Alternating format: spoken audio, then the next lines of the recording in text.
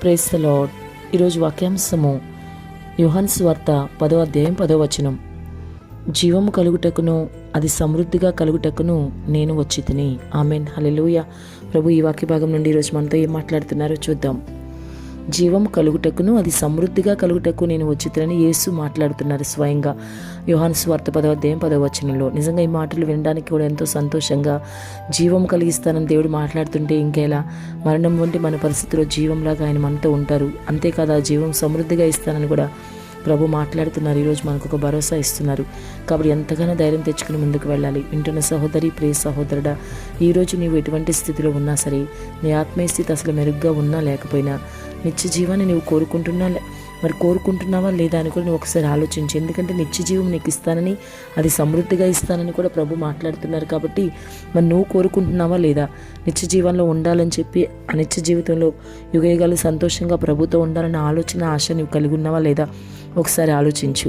కొంతమంది ఇంకా లోకాశల వైపే చూస్తుంటారు. ప్రభు ఎవరో తెలుసుకుంటారు, ఆయన గొప్పతనం ఏంటో తెలుసు, గురి క్రీస్తు అయి ఉండాలని తెలుసు, మరి ఆయన ద్వారానే పరలోకానికి వెళ్తామని, అక్కడ యుగయుగాలు సంతోషంగా ఆయనతో ఉండగలుగుతామని ఇవన్నీ లేఖనాల ద్వారా తెలుసుకుంటారు, వింటారు వాక్యం. అయినప్పటికీ కూడా మార్పు లేకుండా ఇంకా లోకాశల వైపే చూసే క్రైస్తవులు చాలామంది ఉన్నారు నేడు.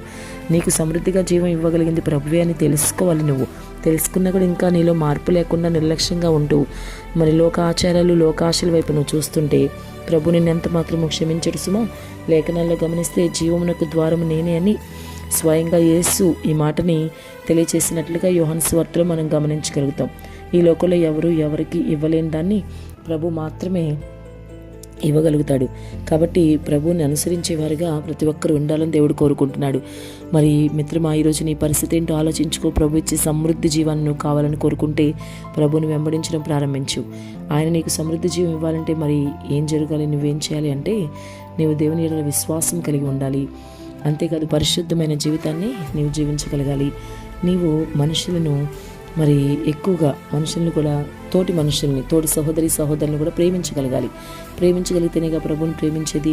కనిపించే సహోదరిని ప్రేమించని నువ్వు కనిపించిన దేవుణ్ణి ఎలా ప్రేమిస్తావు? దేవుడు అడుగుతాడు ఈ ప్రశ్న నేను. కాబట్టి జాగ్రత్త. మనం మన సహోదరిని ప్రేమించే వారంగా ఉండాలి. వాక్యానుసారమైన జీవితాన్ని కలిగి ఉండాలి. ప్రభుకి ఇష్టంగా అన్ని విషయాల్లో ఉండగలగాలి. అప్పుడు మాత్రమే మరి ప్రభు నీకు తప్పకుండా సహాయం చేస్తారు. మనుషులకు జీవం కలుగజేయటకు, అది సమృద్ధిగా కలుగజేయటకు అనగా ఇక కొదువ ఏమీ లేకుండా, సమృద్ధి అంటున్నారు కదా దేవుడు, అంటే కొదువ ఏమీ లేకుండా దేవుడు మరి జీవాన్ని ఇచ్చుటకు సిద్ధంగా ఉన్నారు. మరి నీ పరిస్థితి ఏంటో ఆలోచించు. మరి ఆయన నీకోసం జీవం ఇవ్వడానికే దివి నుండి భూకి దిగి వచ్చిన గొప్ప దేవుడైనా నీకోసం ప్రాణం ఇచ్చి, రక్తం కార్చి, మరణించి, మరణాన్ని జయించి తిరిగి లేచాడు, పునరుత్థానుడయ్యాడు. ఇదంతా నీకోసమే చేశారని గమనించు. కాబట్టి ఆ సమృద్ధి అయిన జీవం ప్రభు మాత్రం ఇవ్వగలని విశ్వసించి ఆయన మీద పూర్తిగా ఆధారపడి నీ ఆత్మీయ జీవితంలో ముందుకు వెళ్ళు. ఆయన్ని ఆశ్రయంగా చేసుకో. ప్రభు తప్పకుండా సాయం చేస్తారు. ప్రభు మాత్రమే సమృద్ధి జీవాన్ని నీకు ఇవ్వగలడు. ఆమేన్.